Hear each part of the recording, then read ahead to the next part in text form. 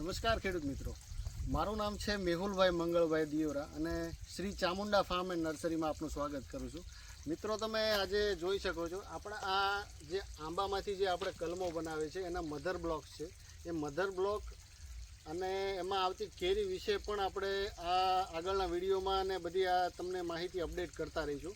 તો મિત્રો, તમે જોઈ શકો છો અત્યારે આ 20 વીઘામાં આ જે મોટો બગીચો છે એમાં તમે ફ્લાવરિંગ જોઈ શકો છો અત્યારે આખી વાડીમાં.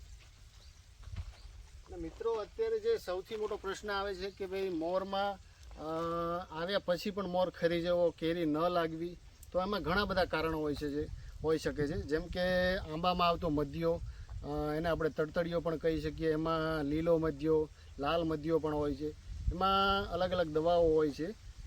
ફૂગનાશક છે, સફેદ ફૂગ લાગી જતી હોય, મોર કાળો થઈ જાય, તો એના માટે અલગ અલગ ટ્રીટમેન્ટ અને માવજત કરવાની હોય છે. અત્યારે મોરને જવાટ અને એના માટે એમિનો એસિડ ગ્રોથ માટે આપવામાં આવે છે, જેથી તમે આ ફ્લાવરિંગ જોઈ શકો છો.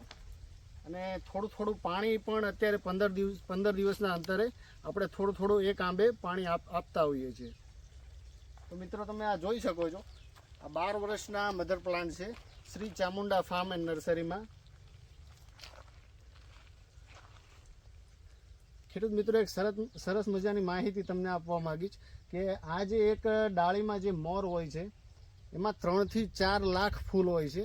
એ 3 થી 4 લાખ ફૂલમાંથી ગણીને 3 થી 4 કેરી સારામાં સારી અંદર બેસતી હોય છે. એમાં ફ્લાવરિંગ ઘણું આવે છે, પણ મોર તો અમુક જ કેરીને જે લાગે, જે જવાડ થઈ છે જે આંબામાં, એ જ મોરને કેરી લાગે છે મિત્રો. તો મિત્રો, તમે આ જોવો છો આખી વાડીમાં દરેક આંબે આ રીતનું સરસ મજાનું ફ્લાવરિંગ છે. અને કોઈ બીજો પેસ્ટિસાઇડ ખાતરનો ઉપયોગ નથી કરતા. ગૌશાળાનું પ્યોર દેશી ખાતર જ આમાં આપણે આખી વાડીમાં વાપરીએ છીએ.